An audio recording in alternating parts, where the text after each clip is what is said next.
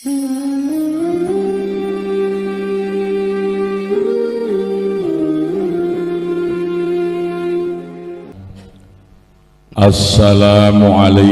warahmatullahi wabarakatuh.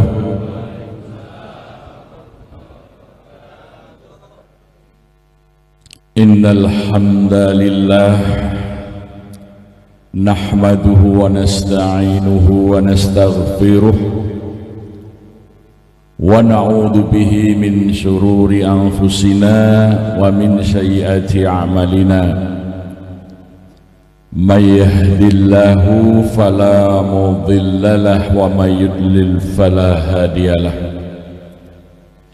Wa ashhadu an la ilaha illallah wahdahu la syarika lah wa ashhadu anna Muhammadan abduhu wa rasuluhu la rasula wa la nabiyya ba'dah.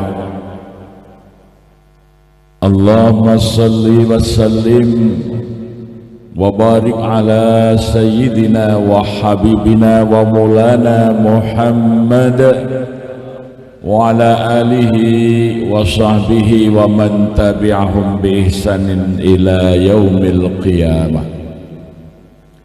Raditu billahi rabba wa bil islami dina wa bi Muhammadin nabiyya wa rasula.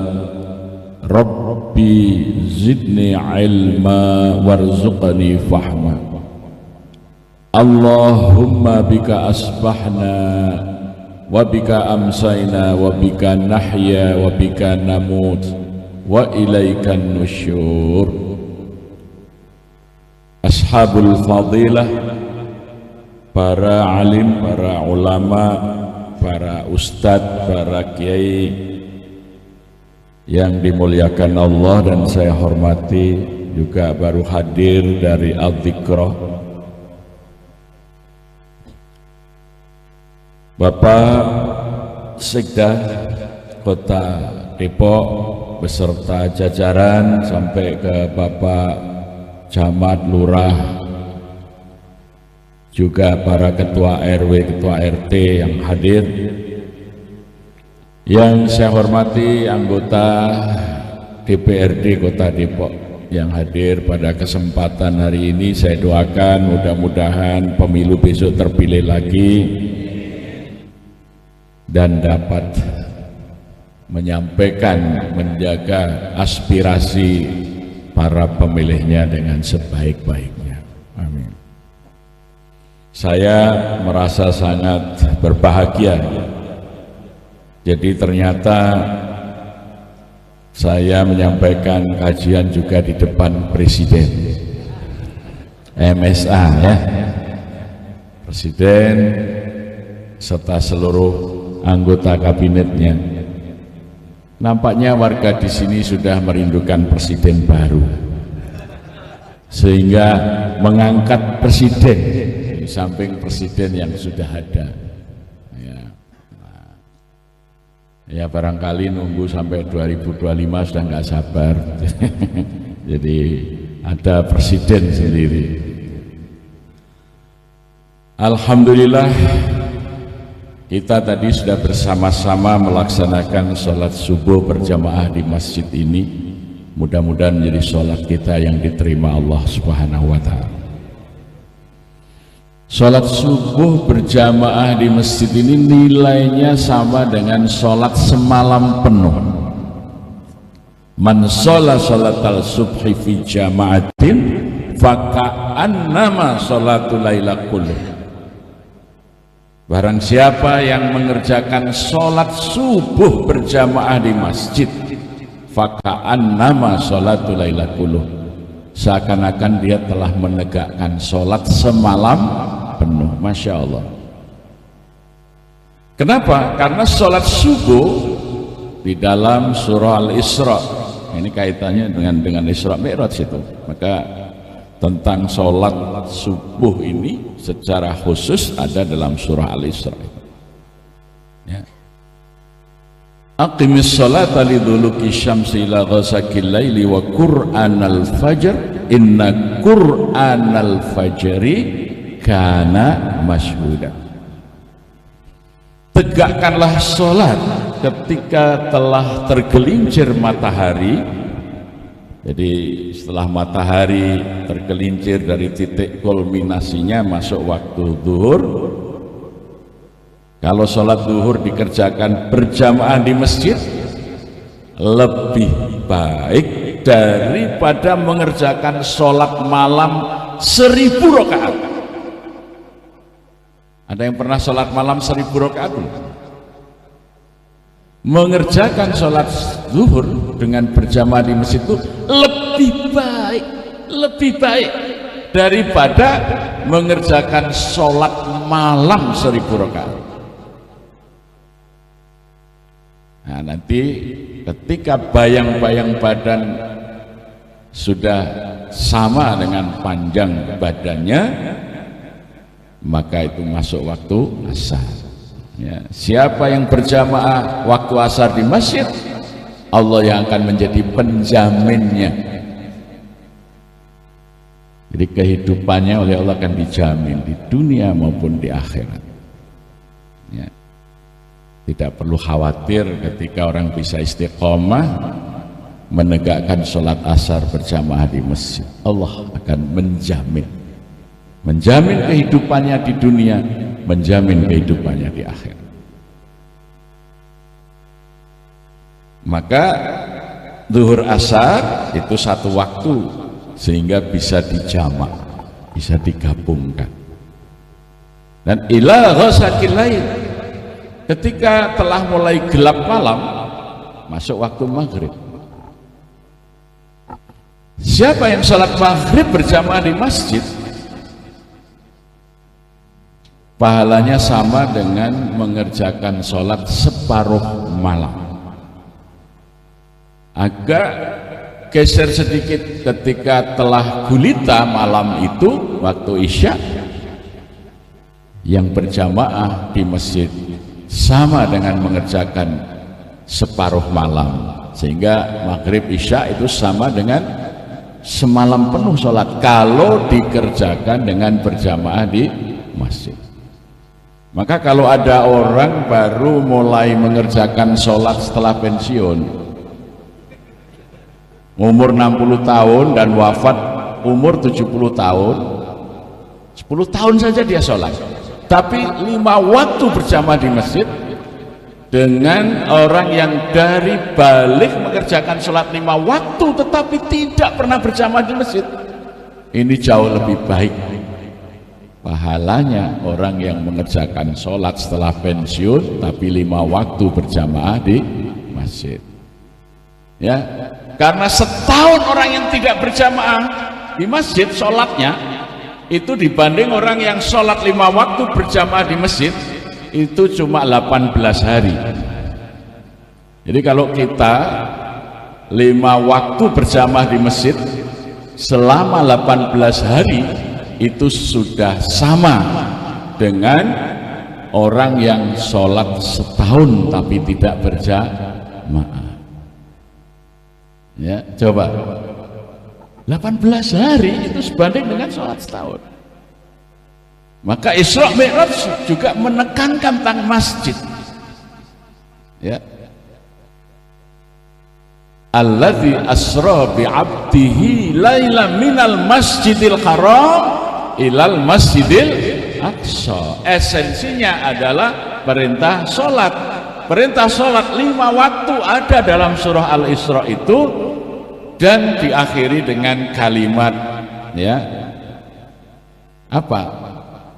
Aqimis sholata liduluki syamsi ila ghasaqil laili wa qur'anal fajr, dan tegakkanlah sholat di waktu fajar, yaitu sholat subuh. Ini terpisah, maka sholat subuh tidak bisa digabung dengan isya, tidak bisa digabung dengan zuhur, dia waktu tersendiri. Jadi aqimis sholata liduluki syamsi itu 2 waktu, zuhur asar sehingga bisa dijamak, ila ghasaqil lail malam maghrib dan isya bisa dijamak, dipisahlah Inna Qur'anal fajri kana masyhuda. Salat di waktu fajar itu kana masyhuda, salat yang disaksikan. Apakah salat yang lain tidak disaksikan? Ya tentu disaksikan. Maka Sayyidina Umar ibn al-Khattab radhiyallahu anhu, dia menafsiri ayat ini, saksikanlah bahwa orang yang selalu hadir dalam jamaah subuh di masjid sungguh-sungguh dia orang yang beriman, gitu ya. Jadi kesaksian keimanan itu adalah dengan sholat subuh berjamaah di masjid. Profesor Buya Hamka mengatakan, kalau ingin melihat orang Islam, lihatlah masjid-masjid itu di saat sholat Jumat, itulah umat Islam. Tapi kalau ingin melihat orang yang beriman, lihatlah masjid-masjidnya di waktu subuh, ini orang yang beriman. Ya, maka di Indonesia ini jumlah orang Islam banyak, jumlah orang yang beriman, yaitu disurvei itu yang sholat subuh berjamaah di masjid itu berapa orang? Itulah jumlah mukmin. Tapi jumlah muslim sholat Jumat, pemisah antara mukmin dan muslim adalah subuh berjamaah di masjid. Kelasnya beda ini, ya.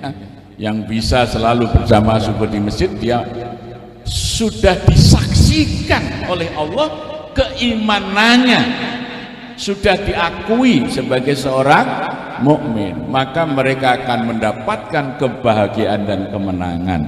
Allah tidak pernah berjanji memenangkan umat Islam, tidak pernah. Tidak ada janji sedikit pun dari Allah untuk memuliakan dan memenangkan orang-orang muslim, tidak ada. Allah hanya berjanji memberikan kemenangan dan kemuliaan kepada mukmin. Qad aflahal mu'minun. Tidak ada qad aflahal muslimun, tidak akan kita temui kalimat itu. Maka dulu ketika orang-orang Arab dari gunung datang kepada Nabi mengatakan, ya Rasulullah, amanna, ya Rasulullah kami telah beriman. Allah menurunkan ayat ke-14 surah Al-Hujurat. Kul, katakan Muhammad kepada orang Arab itu, lam tu'minu, kalian belum beriman, walakin qulu aslamna, tapi katakan kami telah Islam. Falamma yadkhulul imanu fi qulubikum, karena iman itu belum merasuk ke dalam hati kalian. Ya, dipanggil subuh nggak berangkat, itu imannya belum merasuk ke dalam hatinya, padahal sudah diperingatkan lebih dahulu dengan as-salatu khairum minan naum, bahwa sholat berjamaah di masjid itu lebih utama daripada tidur. Tidur itu baik untuk kesehatan, tetapi di waktu subuh lebih baik sholat berjamaah di masjid daripada tidur. Habis subuh itu masih di masjid, ngantuk, tidur, nggak apa-apa, silahkan tidur, tapi bacalah ya, alhamdulillahilladzi ahyana ba'dama amatana wa ilaihin nusyur. Nanti setelah bangun, nanti saya bangunkan kalau sudah selesai. Nah, sekarang yang ngantuk baca bismika Allahumma ahya wa bismika amut, silahkan sambil bersandar tidur, gitu, dapat pahala ya. Cuman kalau orang tidur di dalam majelis taklim, itu tanda-tanda ketuaan. Ya, dulu ada Syekh ya Ibnu Somad namanya, bukan Abdus Somad ya. Syekh Ibnu Somad itu penasihatnya Khalifah Harun al-Rasyid, sudah tua. Satu saat Khalifah Harun al-Rasyid bertanya kepada Ibnu Somad, ya Ibnu Somad, bagaimana kesanmu setelah memasuki usia lanjut? Ibnu Somad mengatakan, lanjut usia seperti saya ini ada 3 yang mengecewakan. Loh apa? Apa soal makanan? Ya, kalau sudah tua ingin makan apa-apa, tapi ketika sedikit saja makan rasanya sudah bosan. Jadi kalau sudah tua itu pengen ini, pengen itu, tapi begitu disediakan sedikit aja dapat, cukup. Jadi sampai yang membelikan itu jengkel tuh, tadi minta ini minta itu, disediakan dah bosan. Ya, itu gejala sudah mulai tua kalau begitu. Ya. Yang kedua, apa soal perempuan? Nah itu juga, ya, perempuan tua seperti saya itu juga tidak berminat. Ya, laki-laki tua seperti saya nggak berminat dengan perempuan yang tua. Pengennya juga perempuan yang muda. Tapi mana ada perempuan muda pengen sama orang tua renta seperti saya ini, katanya. Yang ketiga, tentang apa? Kata Ibnu Somad, itu yang lebih mengecewakan. Kalau saya naik ke pembaringan, mata susah dipejamkan, tapi begitu datang ke majelis taklim mau dengar ilmu, mata nggak mau dibuka. Nah itu. Jadi kalau orang itu datang majelis taklim kok ngantuk bawaannya, berarti sudah tua. Nah, yang itu. Padahal di rumah susah tidur. Makanya lihatlah kalau Jumat itu orang datang dengarkan khutbah sudah, wah susah sekali itu matanya dibuka itu. Nah jadi meskipun umurnya 20 tahun, kalau seperti itu berarti sudah memasuki masa-masa tua. Nah itu oleh ilmu gerontologi, kalau dalam bahasa kedokteran itu nanti bisa terkena pikun. Tanda pikun itu yang pertama, susah mengingat nama. Ya, udah ketemu Pak Sofyan Sauri ini, apa Pak Sekda itu, besok ketemu lagi, aduh siapa ya sekdanya Depok, itu susah mau nyebut itu. Oh berarti dia sudah mulai stadium 1 kepikunan. Bagaimana supaya tidak pikun? Kalau ketemu bersalaman sebutlah nama, itu sunnah Rasulullah dalam memelihara ingatan agar tidak pikun. Ya, ini. Jadi salaman Pak Sekda, Pak Sofyan, saya yang menyebutkan, sehingga di otak saya ada nama Pak Sofyan, di jaringan ya saraf kita dengan mulut itu tersambung. Maka orang stroke itu yang pertama adalah tidak tersambungnya memori dan mulut. Ya, nah itu karena tidak membiasakan. Maka supaya tidak pikun, kalau kita ketemu orang salaman disebut nama orang yang kita kenal itu, insya Allah memori kita terawat dengan baik. Ya. Yang kedua, sering lupa meletakkan barang. Ya. Makanya kalau sudah mulai 60 tahun, kalau meletakkan barang diucapkan, handphone di meja, kacamata naikkan. Nah ini supaya memorinya terjaga. Kadang-kadang kacamata dinaikkan dicari di mana ini. Nah itu sudah stadium 2 kepikunan. Yang ketiga apa? Sudah lupa sisiran. Artinya dia tidak peduli kepada dirinya sendiri. Jadi dulu waktu muda kemana-mana bawa sisir, habis wudhu di masjid buka peci sisiran. Sekarang rambutnya nggak pernah diperhatikan lagi. Itu sudah stadium 3 dari pikun. Nah yang paling parah kepikunan itu apa? Sudah sering lupa mandi. Nah itu sudah paling parah. Ya makanya orang yang lupa ingatan, orang gila itu pasti tidak mandi. Maka kalau gilanya masih baru, masih bersih. Makin lama gila makin kotor karena makin sering lupa mandi. Ya, jadi kalau sudah ke masjid aja nggak mandi subuh gitu ya itu bahaya itu. Ya. Saya itu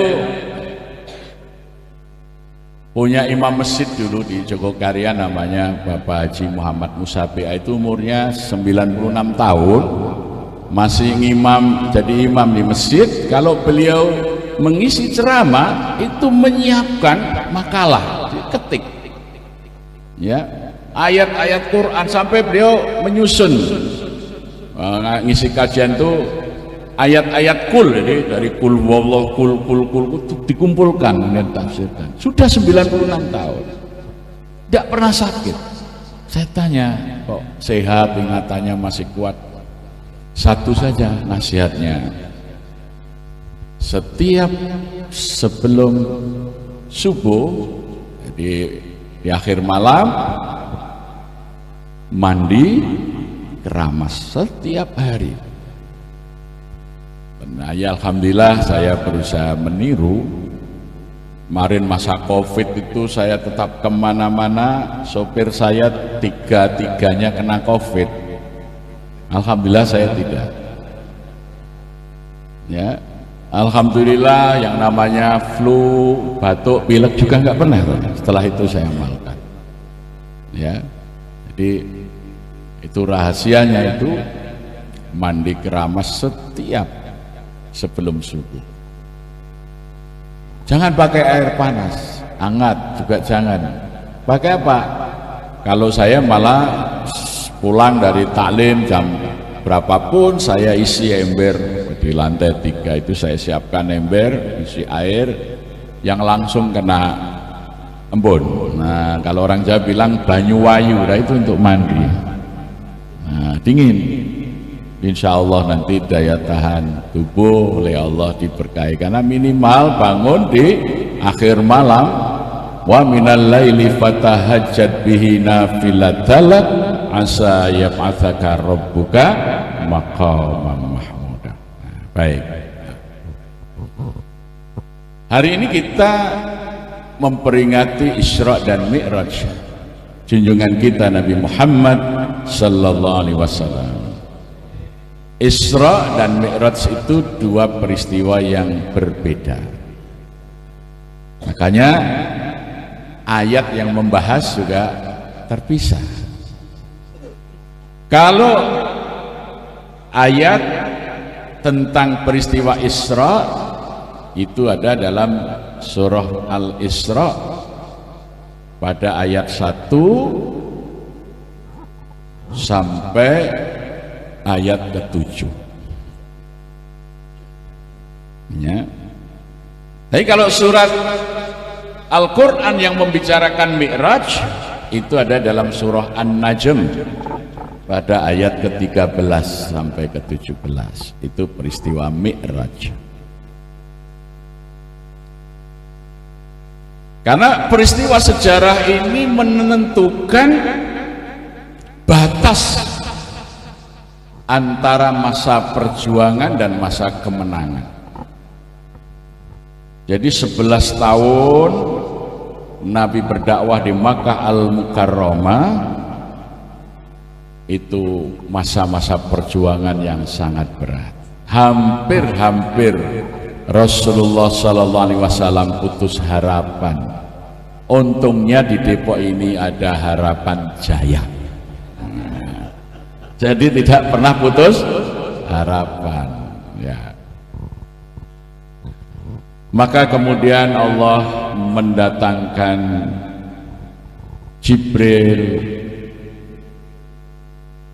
agar menghibur Nabi Muhammad sallallahu alaihi wasallam dengan mempersaksikan milestone, batu-batu tonggak sejarah, dengan berjalan antara Masjid Al-Haram ke Masjid Al-Aqsa. Peristiwa sejarah dari masa-masa yang lalu membuktikan bahwa semua kebenaran itu akan menang dan semua kebatilan akan sirna.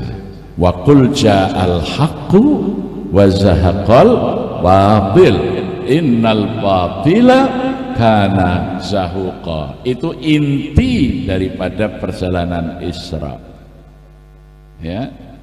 Nabi diperlihatkan asra bi abdihi laila minal masjidil haram ilal masjidil aqsa alladzi barakna haulahu linuriyahu min ayatina innahu huwas samiul basir. Perjalanan Isra itu apa? Linuriyahu, untuk diperlihatkan kepada hamba itu min ayatina, dari tanda-tanda kekuasaan Allah, yaitu kekuasaan Allah yang mempunyai hukum, semua yang hak pasti akan menang dan semua kebatilan pasti akan sirna. Jadi meskipun seakan-akan kita ini di tengah kesulitan, kita akan menang jika kita berada dalam pihak yang benar, ya. Ini Muhammad SAW itu diperlihatkan itu kisah-kisah zaman dulu bagaimana beratnya perjuangan menegakkan kebenaran, tapi kebenaran pasti akan menang dan kebatilan pasti akan sirna. Innal batila kana zahuqa. Nah, maka kuat kembali mental Rasulullah sallallahu alaihi wasallam, ya. Maka sejarah itu menjadi penting. Dulu di tahun 63 64 ketika PKI dengan kekuasaan Presiden Soekarno bisa menyingkirkan lawan-lawan politiknya. Semua yang tidak sejalan dengan komunisme disingkirkan melalui tangan kekuasaan presiden. Masumi dibubarkan, AMI dibubarkan, PSI dibubarkan. Seakan-akan umat Islam seperti Buya Hamka, Muhammad Natsir, Safruddin Prawira Negara, tokoh-tokoh Islam dipenjara semuanya oleh presiden atas dorongan PKI. Pada saat itu Mi'raj, hari Mi'raj itu saya masih ingat waktu kecil itu di masjid, di musola, Isra Mi'raj itu memberi harapan sehingga muncullah lagu Hari Mi'raj telah tiba, menjelma di tengah rakyat kita, rakyat Islam Indonesia, di saat yang penuh dengan bahaya. Mi'raj membawa cahaya ke dalam jiwa kita untuk perjuangan setiap masa melawan kezaliman dunia. Itu jadi hari Mi'raj itu membawa cahaya bahwa kita pasti menang, sekalipun presiden pada waktu itu menggunakan kekuasaan, menghinakan para ustadz, memenjarakan tokoh-tokoh muslim, membubarkan partai-partai Islam, sepertinya nggak bisa dilawan. Mi'raj memberi inspirasi, kebatilan pasti akan tenggelam, ya. Ternyata nggak sampai 2 tahun, nggak sampai 2 tahun. Seperti Rasulullah itu oleh Allah diuji di tahun ke-11 itu dengan wafatnya pendukung dakwah utamanya, yaitu istri beliau Khadijah binti Khuwailid. Di tahun yang sama pelindungnya menghadapi kafir Quraisy wafat, yaitu Abdul Muthalib, ya. Abu Thalib maksud saya, pamanda beliau Abu Thalib. Dan wafatnya pun tidak mau bersyahadat, sekalipun selalu pasang badan membela Rasulullah sallallahu alaihi wasallam, ya. Maka kesedihan Rasulullah memuncak tahun itu disebut Amul Husn, tahun duka cita. Jadi Rasulullah itu setahun berduka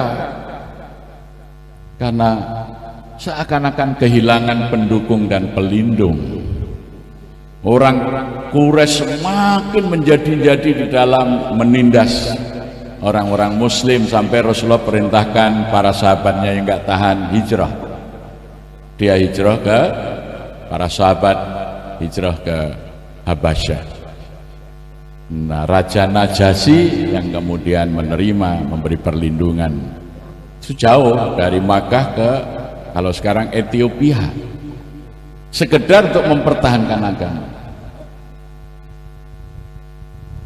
Dipimpin oleh sahabat Ja'far, ya, bin Abi Thalib, sepupu Nabi itu yang mimpin 22 orang berhijrah, hijrah yang pertama karena merajalelanya kekuasaan orang-orang kafir Quraisy menindas para muslimin di Makkah.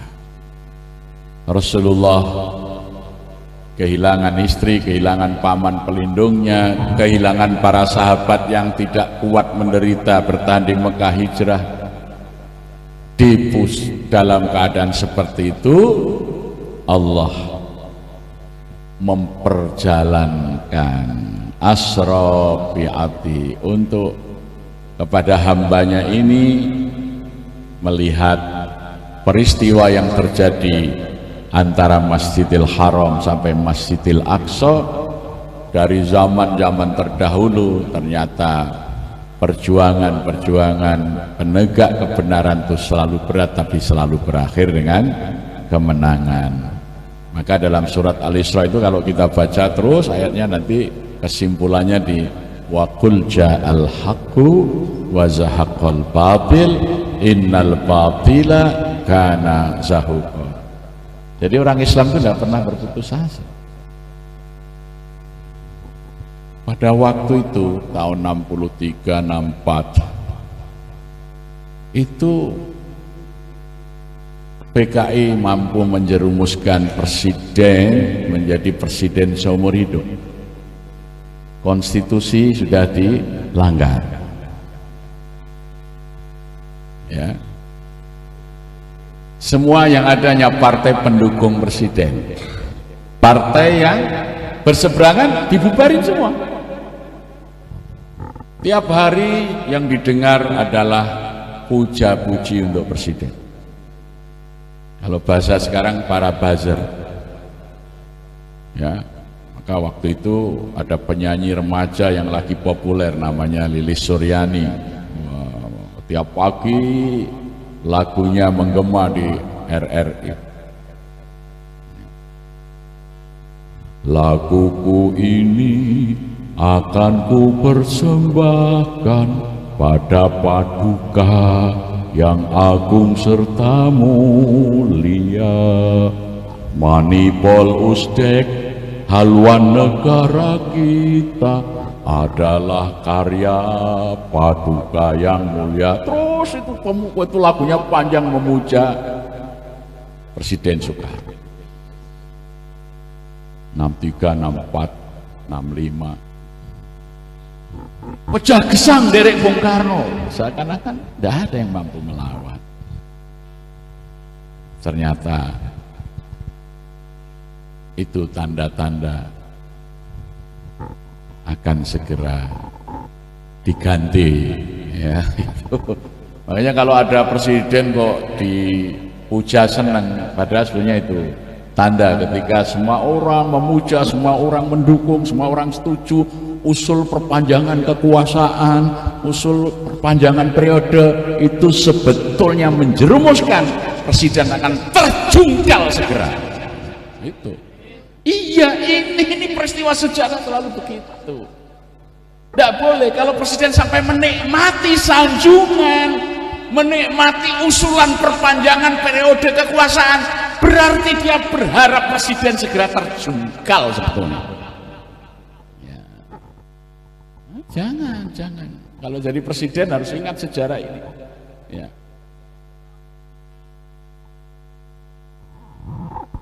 Jadi seorang itu kalau sudah menikmati pujian, karena itu hak Allah pujian itu, ya saatnya. Kalau orang mulai aku, Allah nggak suka, karena aku itu hanya Allah. Aku ini profesor sudah 2, doktor honoris causa sudah 19. Apa itu ibu-ibu pengajian? Sebentar lagi lama.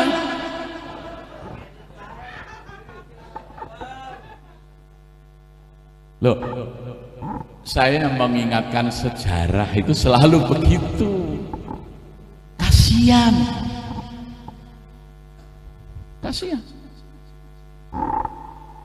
Ini Isra Mi'raj itu yang mengisahkan bagaimana Nabi mengunjungi makamnya Masito, hanya seorang tukang sisir di masa Raja Fir'aun yang sangat berkuasa.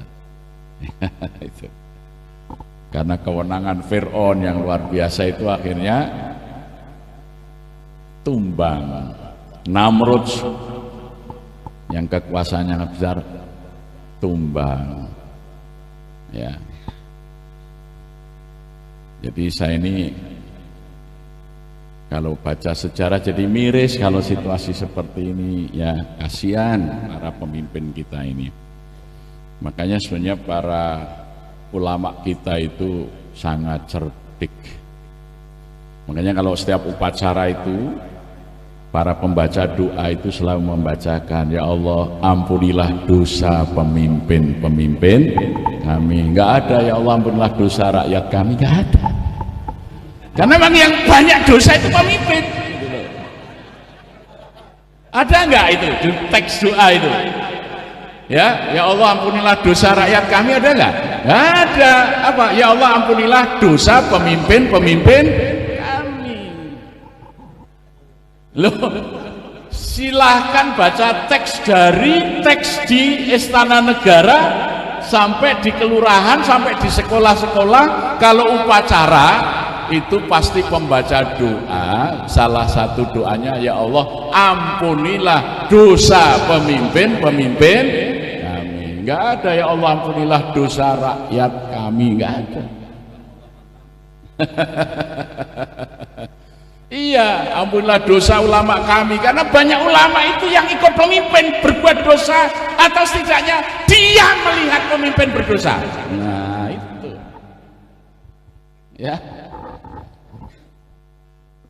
Bung Karno dulu ingatkan rakyatnya itu, jali merah, jangan sekali-kali melupakan sejarah. Tapi dipelintir oleh Mr. Ali Sastramidjoyo yang ketua PNI. PNI itu seragamnya merah menjadi jas merah. Jangan sekali-kali melupakan sejarah. Aslinya Bung Karno itu mengatakan jali merah. Ketika Bung Karno baru pulang dari Meksiko tahun 63 menghadiri pelantikan Presiden Meksiko. Presiden Meksiko itu dilantik di museum, ya, supaya Presiden ingat sejarah perjuangan bangsanya gitu.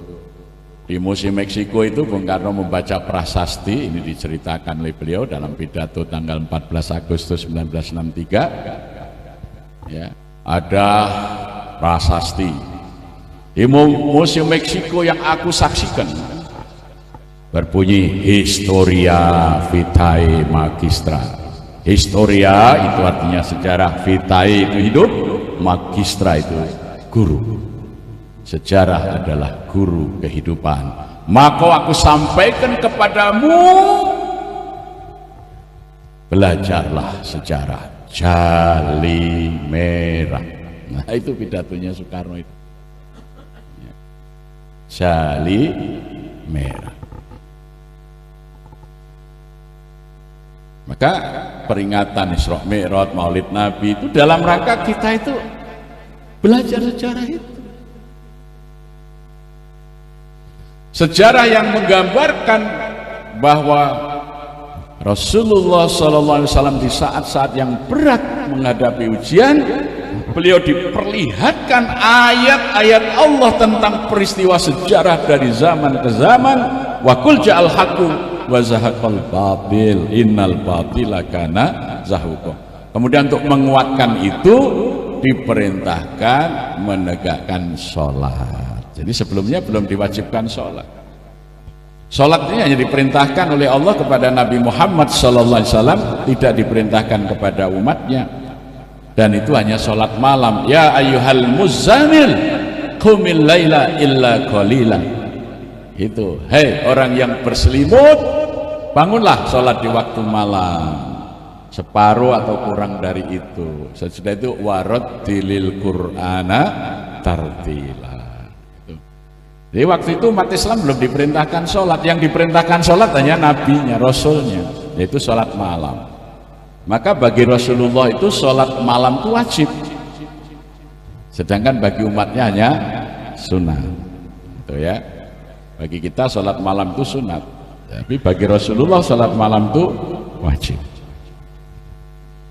Maka orang yang ingin derajatnya mendekati Rasulullah, di samping sholat 5 waktu, sholat malam, sehingga Allah akan memberikan maqamam mahmuda wa minal laili fatahajjad bihi nafilatalak. Itu nawafil, tatawwu, tambahan, ibadah ekstra, supaya kalian dapat mendapat tempat yang terpuji. Nanti kaitannya ayat berikutnya kan, wa yas'alunaka 'anir ruh qullir ruhu min amri rabbi. Kalau mereka bertanya kepadamu tentang ruh, ruh itu dalam genggaman Tuhanmu. Ilmumu tentang ruh itu sedikit sekali. Maka orang yang pengen jadi pemimpin yang kuat, dia harus mendekat kepada penggenggam ruh. Ya, jadi kalau nanti mau maju anggota dewan lagi, sholat malam, ruh para pemilih itu dalam genggaman Allah. Kampanyenya ke langit, biayanya sedikit. Kalau kampanye dunia itu butuh berjuang. Pak, saya dukung Bapak berjuang, Pak. Apa berjuang? Beras, baju, dan uang. Akhirnya biaya pemilu mahal karena harus berjuang. Beras, baju, dan uang. Ya, tapi kalau mau kepada Allah, minta Allah yang menggenggam ruh para pemilih itu. Gitu. Yas'alunaka 'anir ruh kulli ruhu min amri rabbi. Ya, insya Allah tidak usah banyak keluar uang, akan digerakkan oleh Allah pemilih-pemilih itu. Ya. Kampanyenya ke langit, jangan kampanye ke dunia. Kampanye dunia membutuhkan dunia. Ya. Maka yang bisa jadi anggota dewan, ya, kemarin teman saya ikut pilkada Kabupaten Gunung Kidul, habis 40 miliar tidak jadi. Itu kabupaten, bupati di Gunung Kidul tuh biar campaign itu sampai 40 miliar, itu pun tidak jadi. Ya, makanya kampanye ke langit saja. Kalau mau kampanye dengan pendekatan dunia, harta dunia itu ya akan habis. Makanya banyak yang kemudian korupsi karena untuk mengembalikan modal ketika kampanye. Gitu, ya. Ya, saya kembali ke Isra Mi'raj. Maka sesudah sholat itu diperintahkan agar hati menjadi teguh karena orang selalu dekat dengan Allah. Karena aqimis sholata lidzikri, tegakkan sholat supaya kamu mengingat aku Allah. Dengan ingat Allah, Allah bidzikrillah tatma'innul qulub. Jadi kalau sudah ingat Allah, hatinya tenang, menghadapi apapun dia tenang. Nah, supaya sholatnya itu menjadi kokoh, istiqomah melaksanakannya, perlu tempat, namanya masjid.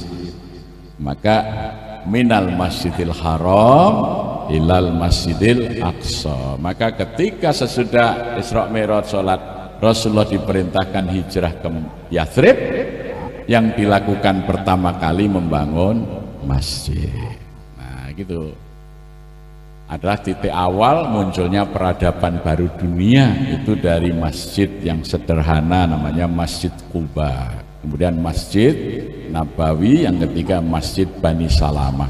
3 masjid itulah awal munculnya peradaban baru dunia yang mencahayai seluruh semesta, sehingga Yathrib dengan 3 masjid ini melahirkan peradaban yang mencahayai dunia. Maka Yathrib diganti nama Madinatul Munawwarah. Madinah itu artinya peradaban. Madinah itu dari kata tamadun, tamadun itu peradaban. Munawwarah yang mencahayai. Maka dari Yathrib dengan 3 masjid itu cahayanya menyinari seluruh dunia.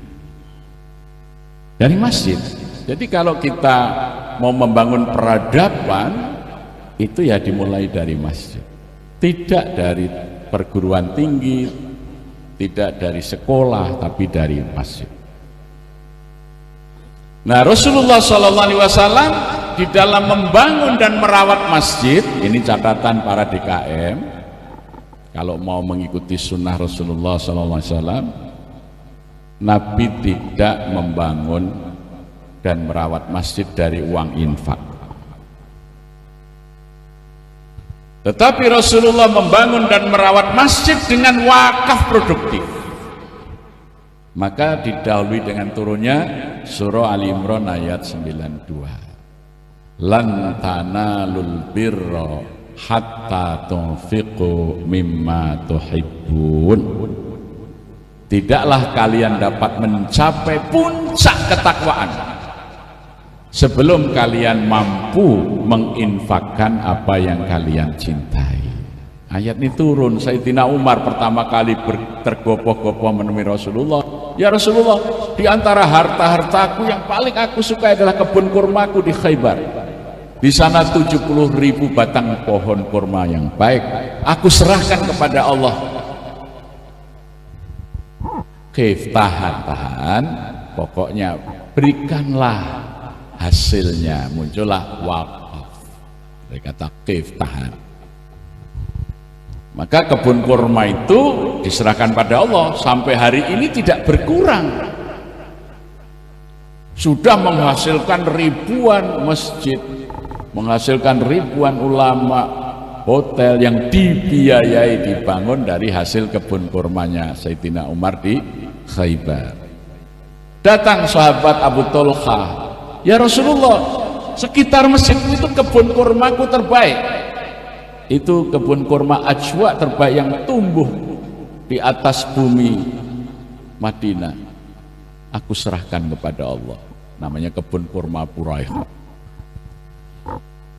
Itu langsung Rasulullah perintahkan, tahan, rawatlah kebun itu, ambillah hasilnya untuk keluargamu, sisanya kamu gunakan untuk berjuang di jalan Allah. Maka muncullah istilah wakaf itu yang kayak Sayyidina Umar itu disebut wakaf khairi.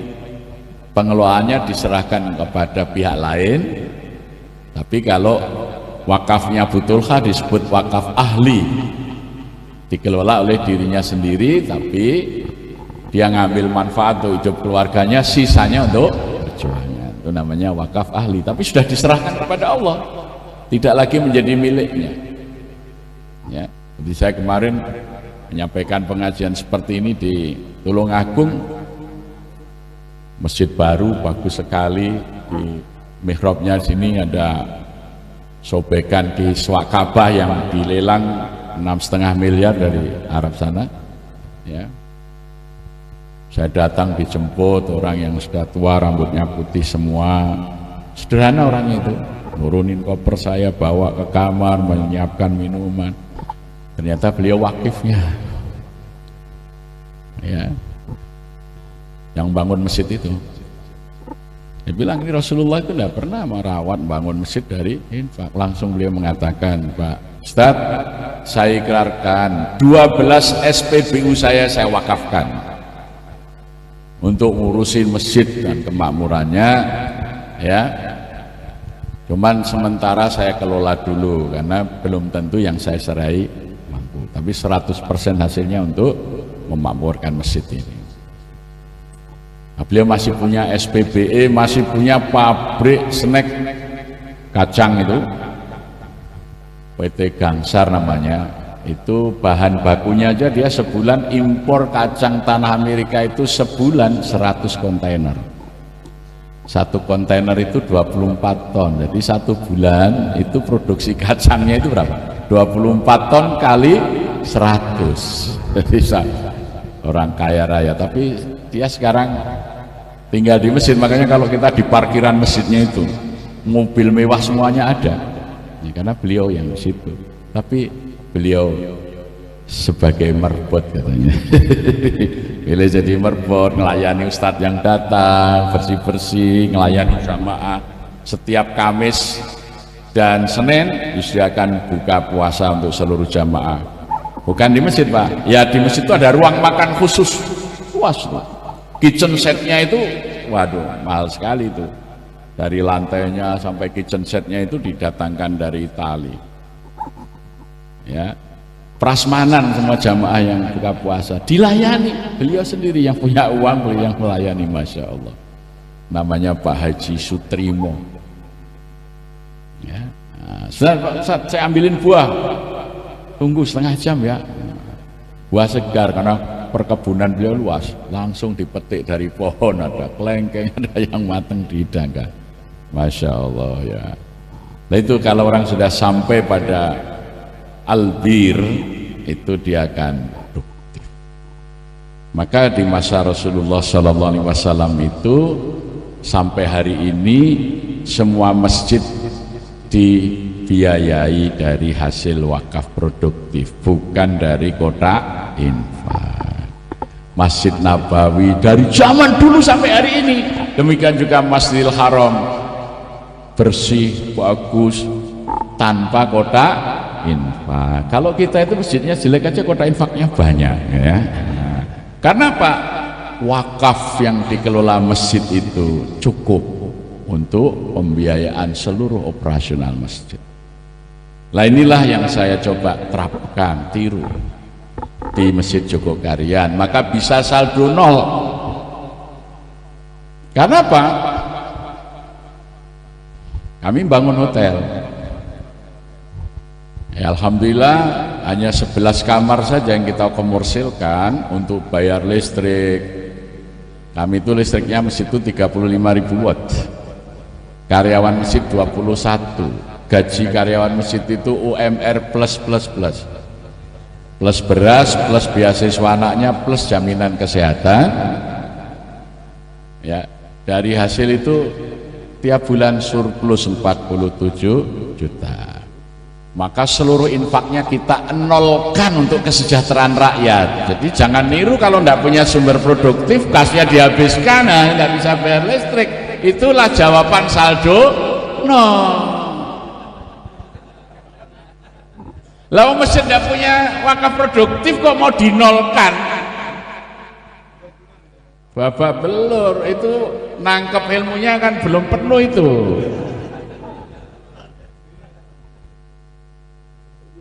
Demikian juga para wali, tidak ada wali songo, wali yang banyak itu tidak ada yang bangun masjid dengan infak, tidak ada. Sunan Ampel datang, ya, Raden Rahmat, itu namanya Bong Suiho, jadi orang dari negeri Cina sana, anak dari gubernur Burma, dari dinasti Ming. Dia pulang haji bergabung dengan para duat yang diutus oleh Sultan Muhammad I dari Turki Utsmani, datang menghadap Raja Majapahit. Raja Majapahit mengatakan, aku kasih kamu tanah di pinggir sungai Lamong sana. Bagiku agama Buddha yang baru datang dan agama Islam itu sama-sama mengajak kebaikan. Silahkan kamu ajak rakyatku untuk beragama Islam, tapi jangan dipaksakan supaya dia dengan sukarela memeluk agama. Bahkan aku pun mungkin akan masuk Islam, cuman dia masih pikir semua pejabatnya masih beragama Hindu. Jadi seperti Raja Najasyi ketika menerima para sahabat yang hijrah, hatinya itu sudah beriman, tapi tidak berani karena pejabat-pejabatnya masih Nasrani. Demikian juga Raja Majapahit, sebetulnya dia sudah ngerti keunggulan agama Islam, dia sudah menyampaikan, barangkali aku pun akan memeluk agamamu. Nah, menyatakan begitu saja. Nah, maka Sunan Ampel kemudian di tanah yang diberikan di Ampel Dinto namanya, di muara Sungai Lamong. Dulu orang kalau mau Majapahit dari seluruh dunia masuknya lewat muara Sungai Lamong, kotanya sekarang namanya Lamongan. Nah, itu masuk ke Trowulan. Trowulan itu ibu kotanya Majapahit. Nah, Sunan Ampel apa? Membangun penginapan atau hotel, sehingga dari hasil menyewakan, kalau orang-orang dari negara manca waktu itu mau ke Majapahit bermalamnya di itu namanya bondo masjid, artinya wakaf untuk masjid. Maka dibangunlah masjid dari hasil itu, dirawat, sehingga yang namanya muadzin, khotib, semuanya itu digaji dengan sangat layak. Nah, saya itu gaji imam sebulan 2 orang, masing-masing 6 juta. Jadi untuk gaji imam di Masjid Jogokarian itu 12 juta sebulan. Ada yang bertanya, Ustadz gak kemahalan? Loh, kemahalan gimana? Sekarang saya tanya, kalau di Depok ini ada pengamen dikasih berapa? 2.000. Tadi saya jam 3 keluar dari rumah anak saya di Kelapa II, sudah ada pengamen jam 3 pagi. Di Margonda itu ada beberapa lampu merah, sudah ada pengamen jam 3 pagi. Coba, mosok kita yang mau mencari surga belum bangun, yang mencari receh aja sudah bangun, coba ya. Itu 2.000. Hitung jamaah Masjid Jogokarian itu kalau penuh lantai bawah, lantai atas itu 2.000 jamaah. Berarti kalau dibagi 30 hari 400.000 sehari, dibagi 5 kali sholat, dibagi 2.000 orang, berarti ketika kita mengasih biaya imam itu 12 juta, sebetulnya setiap jamaah hanya memberi honor kepada imamnya 40 rupiah sekali makmum. Ngasih pengamen 2.000, ngasih imam yang hafal Quran 40 rupiah. Ini imannya di mana kalau bilang mahal? Benar nggak? Makanya banyak masjid yang imamnya jorok, maksudnya jorok-jorokan gitu ya, nggak ada imam tetap, karena masjid tidak memberikan penghargaan kepada imam. Orang hafal Quran kasih 40 rupiah bilang mahal, sering lagu nggak selesai 2.000. Makanya Allah itu sepertinya menguji umat Islam Indonesia karena tidak paham bagaimana memuliakan orang yang harus dimuliakan oleh Allah. Masjidnya bagus, menaranya miliaran, khotib selesai turun mimbar dikasih 250.000. Masya Allah ya. Ini para DKM terus mikir, ngitung.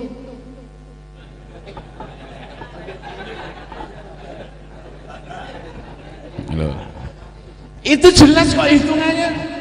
Hitung aja masjid ini kalau penuh Jumat berapa orang. Nah, sekarang imamnya berapa? Masya Allah ya. Nah, makanya kalau bisa jangan dari infak, masjid membuka kesempatan jamaah memberi modal untuk masjid punya wakaf produktif. Kami di Jogokarian kami sediakan 1 kotak wakaf produktif dan 1 rekening wakaf. Tahun kemarin itu infak setahun sekitar 4,5 miliar, zakat malnya 3,2 miliar, wakaf produktifnya 7 miliar. Sehingga kami baru saja 6 bulan yang lalu membeli hotel lagi di daerah wisata Kaliurang. 6 miliar kita beli hotel itu. Nah, nanti hasil dari hotel itu apa? Untuk meningkatkan kesejahteraan rakyat, dimulai dari para pengurus, masjid yang tidak punya penghasilan. Makanya banyak, kenapa pengurus masjid DKM itu nggak mau diganti-ganti? Kalau diganti terus gimana gitu. Makanya kami mulai berpikir nanti para mantan DKM itu harus diberi pensiun. Iya, masjid itu harus berpikir sampai ke situ. Bener itu. Ini bukan, ini harus dipikirkan. Masa hanya ngurus orang nikah aja itu penghulu dapat pensiun, ini ngurusi umat lebih mulia, harus dikasih pensiun lebih besar. Mantan DKM itu pensiunnya harus lebih besar dari kepala KUA. Harus, umat harus berpikir itu. Tapi jangan membebani umat, maka harus punya wakaf produktif. Itu loh.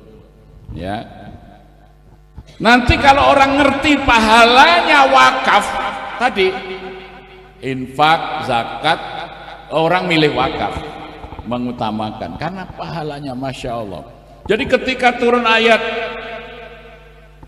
lan tanalul birra hatta tunfiqu mimma tuhibbun, maka ada ayat yang lain al birru manittaqa gitu ya. Nah, al bir itu bukti ketakwaan.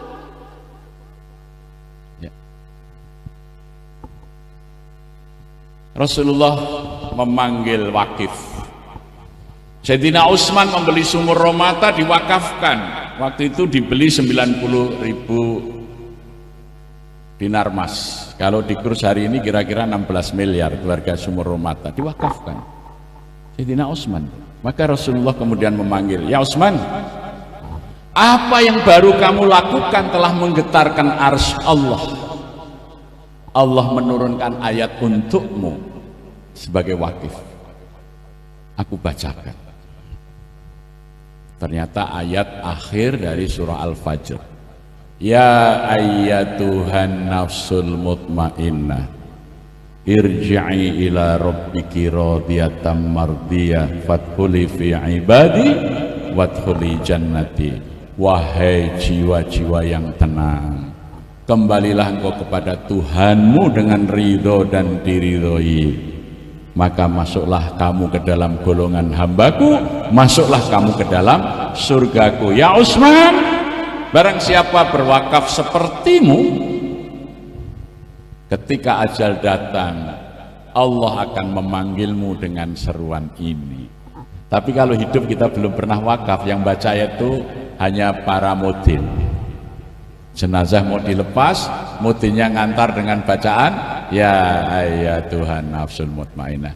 Tapi ketika orang pernah berwakaf, Allah yang akan memanggil langsung, ya ayyatuhan nafsul mutmainnah irji'i, kembalilah kamu kepadaku radiyatan mardiyah, dengan ridho dan diridhoi. Masuklah kamu ke dalam golongan hamba-hambaku, masuklah ke dalam surgaku. Jadi kalau pengen nanti ajal datang dapat panggilan ini, berwakaflah. Wakaf tidak harus banyak dan besar. 1.000 rupiah satu hari, 2.000 rupiah satu hari, niatin wakaf, masukkan kotak wakaf, dikelola oleh nadhir. Untuk apa? Itu memakmurkan masjid. Kalau kami 7 miliar tahun kemarin, apa ini? Kebetulan ada hotel yang dijual murah karena kemarin sempat goncang karena COVID, beli. Kenapa hotel?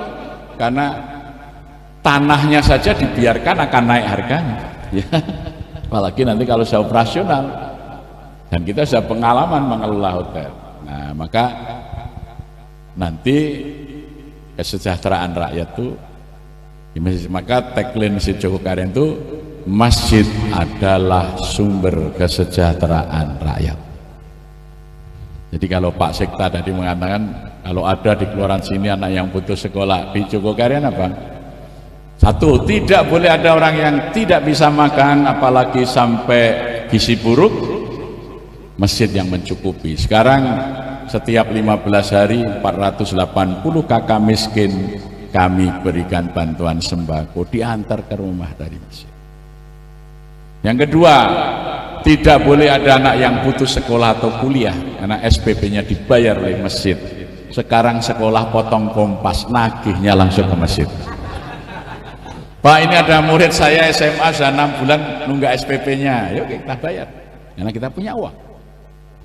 Tidak boleh ada orang sakit yang tidak bisa berobat. Kemarin ada jamaah kami 2 dalam 1 bulan kecelakaan. Jasara Harja itu cuma ngasih 25 juta itu maksimal. Ya, BPJS wah kecil sekali. Ya. Operasinya sampai puluhan juta. Wah ini udah gampang, masjid bayar semuanya, selesai. Jadi tidak boleh ada orang yang tidak bisa berobat, masjid selesaikan. Tidak boleh ada orang mati yang tidak bisa membeli tanah kuburan, karena di Jogja itu bedah bumi 1 lubang kubur tuh paling murah 8 juta. Jadi kalau orang miskin gimana? Nah ini masjid yang urus semuanya, masjid. Kita sudah sampai tingkat sekarang ini memberi talangan pembelian rumah. Ada ibu-ibu datang ke masjid, Pak Ustadz, saya ini pegawai Telkom, 2 tahun lagi pensiun, tabungan saya hanya 80 juta. Rumah yang saya tempati kontrak itu disuruh membeli 380 juta. 2 tahun lagi saya dapat pesangon tapi nggak cukup. Kalau saya pinjam ke bank, nanti mengembalikan dari 300 juta itu menjadi 500-an juta. Saya, uang pensiun saya nggak cukup. Nangis, gimana ini Pak Ustadz, ini juga peluang karena rumah yang sudah saya tempati kontrak lama ini suruh membeli. Udah Ibu, tenang aja, kita belikan dulu, nanti Ibu mengangsur. Waktu itu kita krus saja pakai emas 331 gram emas antam. Ibu bisa tiap bulan angsur setengah gram, 1 gram. 2 tahun ditempati lunas. Beliau kemudian, alhamdulillah Pak sudah lunas dan pesangon saya ini ada sisa. Saya hitung saja 2 tahun saya nempati kontraknya sebulan sekian, saya tambahan ke masjid. Nah, gitu, ya. Kemarin datang pedagang bubur kacang hijau, Pak Kiai, saya rumah yang saya tempati suruh beli sama yang punya 300 juta, saya ya bisa lah nabung sebulan sekian, tapi kan sepertinya udah ambil, kita bayarin dulu. Jadi program masjid tidak hanya urusan sembako, pendidikan, kesehatan, kematian, tapi sampai ke talangan rumah. Bahkan ada warga dekat masjid yang punya lahan 100 meter dihuni 4 kakak. Anak pertama di situ buka bengkel mobil, jadi kalau nyervis mobil di jalan itu mengganggu lalu lintas. Yang satu buka warung makan, yang satu buka laundry, jadi makanannya bisa campur pewangi kan. Nah, akhirnya saya sepakat masjid membangunkan ruko 2 lantai free, dibangun oleh masjid lebih dari 300 juta. Ketika masjid punya wakaf produktif, masjid adalah sumber kesejahteraan rakyat. Dan para wakif tidak harus orang kaya. Kalau orang sehari wakaf 1.000 rupiah sehari, setahun 365.000.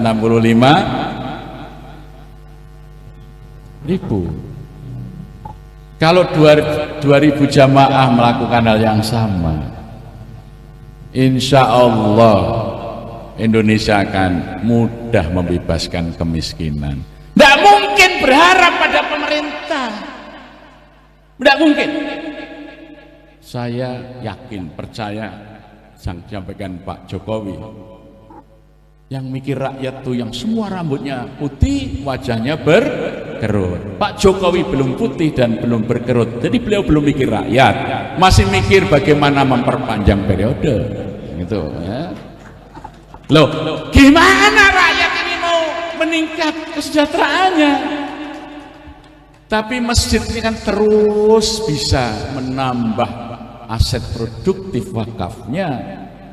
Tiap tahun makin banyak persoalan umat yang bisa diselesaikan, ya. Maka infak yang kita himpun 4,5 miliar itu 100% dinolkan untuk kesejahteraan rakyat. Maka masjid adalah sumber kesejahteraan rakyat. Jadi kalau DKM bertamu, wah itu dihormati. Dulu Pak, sebelum begitu, kalau DKM datang diintip dari korden, waduh bawa map ini ya. Masya Allah, ini kuncinya Rasulullah SAW dan para wali sukses berdakwah. Masjid tidak menambah beban rakyat, Makin banyak masjid di Indonesia, makin banyak rakyat miskin, karena masjid menambah pengeluaran jamaah. Iya, orang miskin pun harus nyumbang, beli menara yang mahal. Rumahnya aja masih pakai plester, dia nyumbang, masjidnya pakai keramik yang mahal. Ini kan zalim, ini pengurus BKM-nya zalim. Wong rakyatnya aja rumahnya plesteran, masjidnya dibelikan marmer yang bagus. Makanya masjidnya bagus, jamaahnya nggak ada. Karena cara berpikirnya salah, tidak mengikuti sunnah Rasulullah Sallallahu Alaihi Wasallam. Rasulullah itu contoh terbaik mengelola masjid. Nah, monggo sampaikan ke Pak Wali Kota dan juga anggota Dewan, ini harus ada gerakan-gerakan wakaf produktif. Nanti tugas pemerintah itu mudah, Pak. Ya, karena orang miskin diurus oleh masjid, anak putus sekolah diurus oleh masjid, yang nggak punya rumah diurus oleh masjid. Maka 6 bulan yang lalu kami kedatangan rombongan imam-imam dari Amerika, orang-orang kulit hitam, orang Hispanik, orang kulit putih, ada dari New Jersey, California, Maryland, New York. Datang turun dari mobil itu, wah besar-besar orangnya ini. Lihat, setelah duduk, pertanyaan pertama begini, masjid ini kecil dan sederhana. Masjid-masjid kami di Amerika itu besar dan mewah. Tapi kok masjid ini jadi pembicaraan di masjid-masjid di Amerika, maka kami datang. Ya. Setelah kita jelaskan masjid ini sumber kesejahteraan rakyat dengan program ini, wah Pak Ustadz harus ke Washington. Kita dididik di sana biar masjid bisa lebih banyak dakwahnya. Ya. Nah, saya dari Wapena Austria juga begitu, dia bisa beli gereja 2 lantai, sekarang bisa membeli rumah dibuat sebagai homestay. Jadi kalau ada turis-turis muslim ke Eropa, nggak usah ke hotel, nginepnya di homestaynya masjid. Nanti disediakan mobil mau keliling Eropa, ada ininya. Kemarin saya juga di Sorong Raja Ampat juga begitu, sekarang masjid mulai bangun hotel, jadi kalau turis-turis yang muslim nginepnya di hotelnya masjid. Jangan sampai malah masjidnya itu dibangun luas tapi dibiayai dari dana rakyat tadi. Rakyat kecil harus merawat menara yang miliaran. Ya, ini salah ini. Ini tidak mengikuti sunnah Nabi, tidak mencontoh para wali. Ikuti sunnah Nabi, contoh para wali. Masjid harus punya bondo masjid, punya wakaf yang produktif. Maka infaknya dinolkan untuk kesejahteraan rakyat. Jadi kalau jangan niru saldo nol kalau nggak punya wakaf produktif. Nah itu sederhana sebetulnya, ikut aja sunnah Rasulullah dalam mengelola masjid, insya Allah.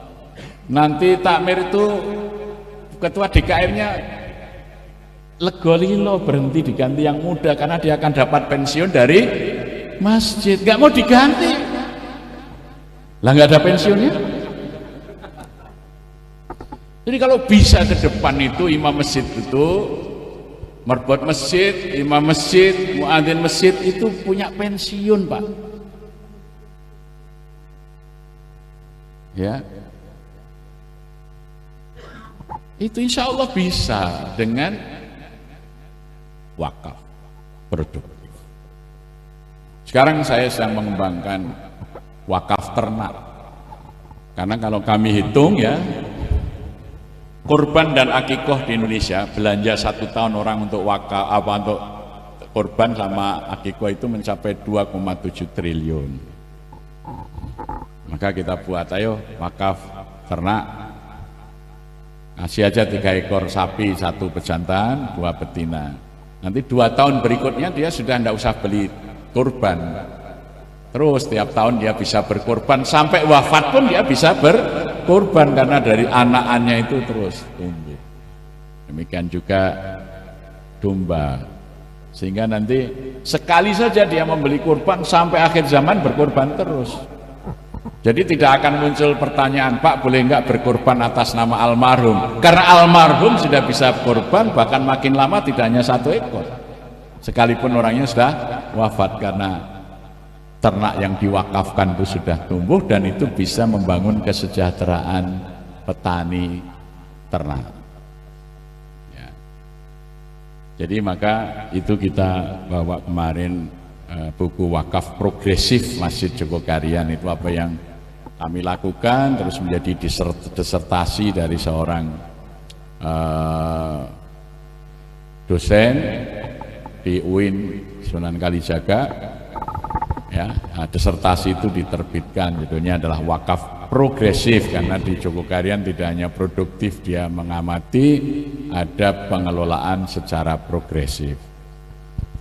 Jadi optimalisasi pengelolaan wakaf itu sehingga bisa membangun kesejahteraan. Jadi jangan uang itu dihabiskan hanya untuk bangunan, tapi lebih banyak digunakan untuk nanti kalau makin banyak uang dari produksi wakaf ini, mau bangun yang mewah juga gampang. Jangan bangun masjid yang mewah punya utang, jangan sampai. Jangan sampai. Ya. Saya kira demikian, mudah-mudahan bermanfaat apa yang kami sampaikan. Mohon maaf kalau ada salah dan khilaf. Ya, mudah-mudahan Pak Sekda dengan para anggota dewan ini bisa menggagas. Indonesia itu konsep kesejahteraan rakyat itu juga wakaf, itu dalam konstitusi. Ya, pasal 33 dijelaskan bumi, air dan kekayaan yang terkandung di dalamnya dikuasai oleh negara. Artinya apa? Rakyat yang memiliki bumi, air dan kekayaan ini mewakafkan bumi, air dan kekayaan terkandung di dalamnya. Nazirnya adalah pemerintah diwakili oleh negara. Untuk apa? Sebesar-besarnya kemakmuran rakyat. Jadi pasal 33 itu konsep wakaf. Tapi karena anggota kabinet nggak ngerti agama, malah ini kekayaan alam ini diserahkan kepada asing. Maka orang asing yang kaya raya, rakyat tidak pernah sejahtera. Semestinya kalau konsep aslinya itu adalah wakaf, rakyat sudah sejahtera, karena konsepnya memang wakaf. Bumi, air dan kekayaan yang terkandung di dalamnya sebagai wakaf rakyat kepada negara, dikuasai oleh negara sebagai nazirnya, manfaatnya sebesar-besarnya untuk kemakmuran rakyat. Sekarang rakyat nggak makmur-makmur karena nazirnya nggak paham. Ngaji malah dianggap pengajian ya. Assalamualaikum warahmatullahi wabarakatuh. Waalaikumsalam warahmatullahi wabarakatuh. Masya Allah, tabarakallah, sungguh luar biasa. Tausiah muhijah hasanah, paparan ilmu yang disampaikan oleh guru kita. Semoga ilmu pelajaran manajemen masjid yang disampaikan oleh guru kita dapat bermanfaat buat kita semua dan dapat kita terapkan dalam kehidupan kita sehari-hari dan dapat kita aplikasikan juga di lingkungan kita. Kepada guru kita Al-Ustadz Muhammad Jajir kami haturkan banyak-banyak terima kasih. Sepertinya nggak ada tanya jawab Bapak ya, ada siang. Ada tanya jawab? Mau yang bertanya? Mungkin ada 1, 2, 3 orang. Iya. Ya ada Pak Sekda. Oh, Pak Sekda mau nanya ya.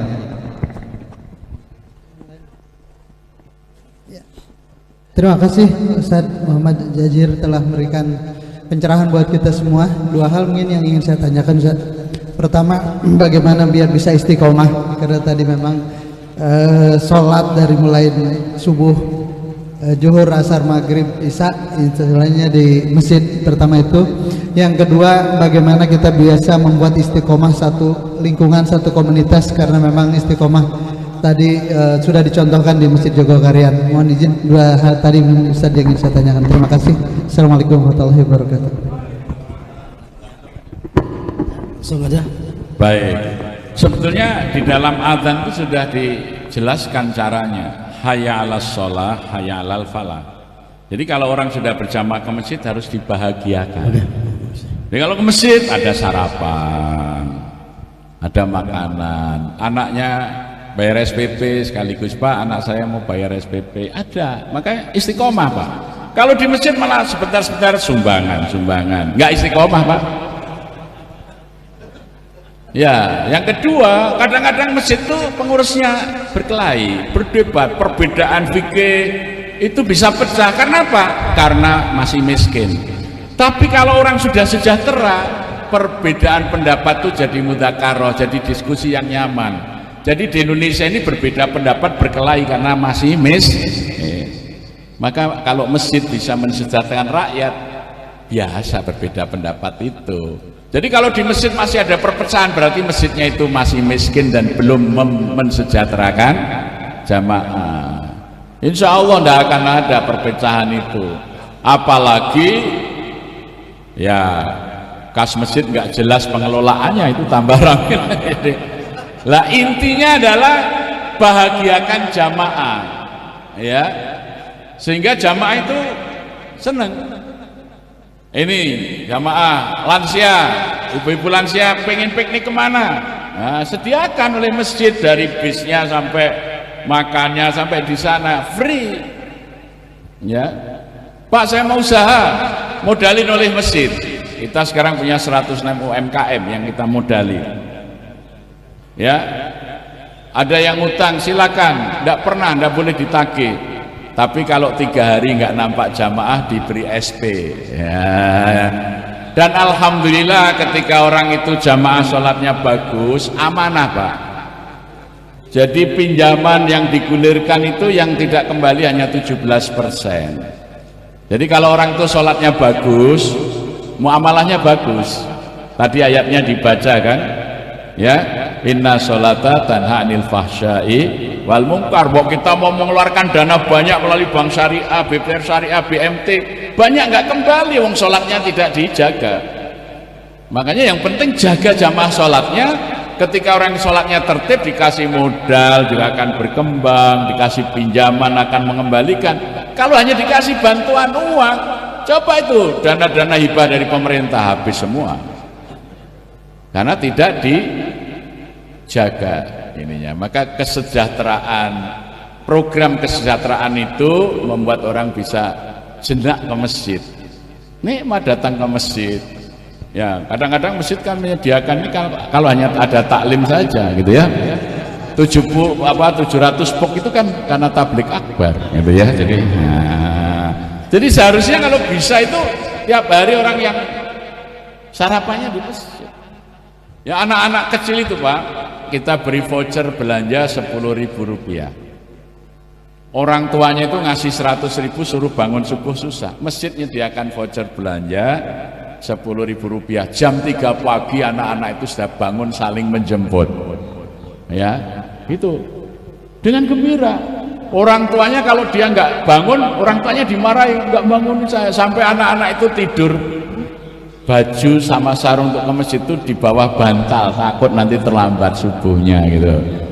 Jadi itu kegembiraan al-falah itu harus dihadirkan oleh masjid. Maka muadzin itu hayya 'alas shalah, hayya 'alal falah. Falah, kebahagiaan itu harus tercermin. Masjid itu membuat orang dari anak-anak sampai lansia itu bahagia gitu loh, ya. Nah itu bisa kalau masjid punya sumber dana.